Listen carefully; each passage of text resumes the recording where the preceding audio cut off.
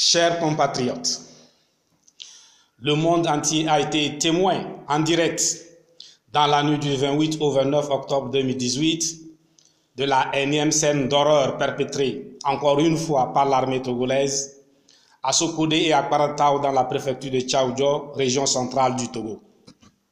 Sur l'ensemble du territoire national comme à l'étranger, les Togolais, face à cette nouvelle barbarie, ont retenu leur souffle. Ce matin, les populations encore sous le choc se posent des questions d'une pertinence angoissante. De quoi sera faite la nuit d'aujourd'hui? Que va-t-il se passer demain? Et après-demain? À qui le tour? Et jusqu'à quand?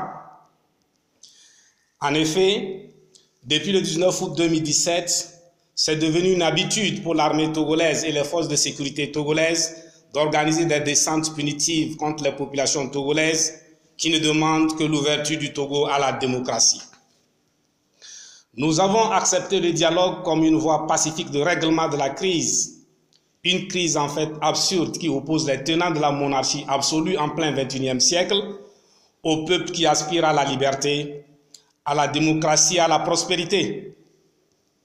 Si, durant le processus, la coalition a un comportement on ne peut plus irréprochable, le pouvoir, quant à lui, persiste dans sa logique de contournement de la feuille de route proposée par la CEDEAO.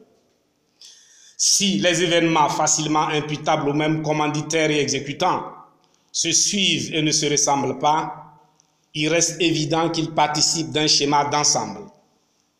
Les armes miraculeusement disparues, le refus de lever le siège militaire sur les villes de Mango, Bafilo, Sokodé, sur certains quartiers de la capitale Lomé, les rafles répétées des populations, les incendies des mosquées, des exemplaires du Coran déchirés et brûlés, les incendies des églises, les actes de vandalisme contre le nouveau siège du PNP Sokodé la nuit du 24 au 25 octobre 2018, l'incendie volontaire du siège de UNIR à Sokodé la nuit du 26 au 27 octobre 2018, les bastonnades dans la ville de Sokodé et ses environs la nuit du 27 au 28 octobre 2018.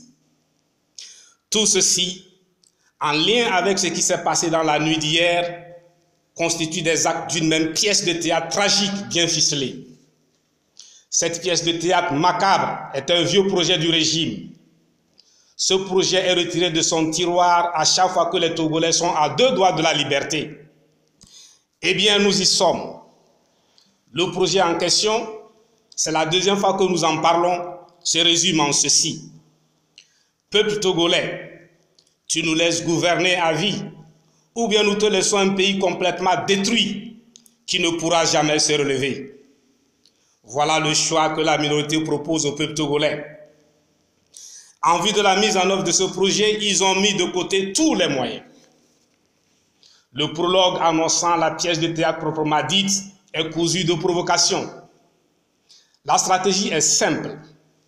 Il s'agit de multiplier les provocations pour obtenir la réaction supposée ou vraie de la population pour enfin justifier la mise du pays à feu et à sang. Mais ceci doit commencer quelque part. Il s'agit de Lomé, Mango, Bafilo ou dans la région centrale, notamment Sokodé ou Tchamba. Fidèles à notre stratégie de non-violence, nous continuons de demander aux populations de ne pas céder à ces provocations et de garder leur calme.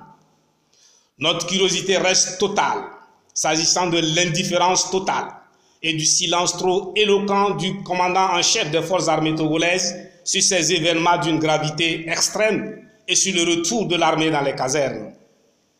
En ce jour du 29 octobre 2018, nous prenons à témoin la CEDEAO, l'Union africaine, tous les diplomates accrédités dans notre pays, ainsi que toute la communauté internationale sur la situation qui prévaut au Togo.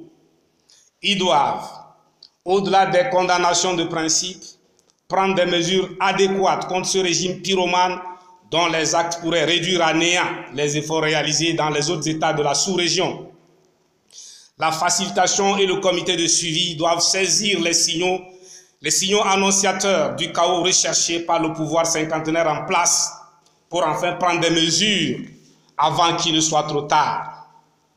Très humblement, Et tout en condamnant avec la dernière rigueur ces actes rétrogrades pour le Togo et pour l'Afrique, nous demandons à la CEDEAO, à titre préventif, de prendre des dispositions qui s'imposent en vue d'assurer la protection de ces populations d'Africains du Togo que Dieu a placées dans les villes de Mango, Bafilo et Sokodi.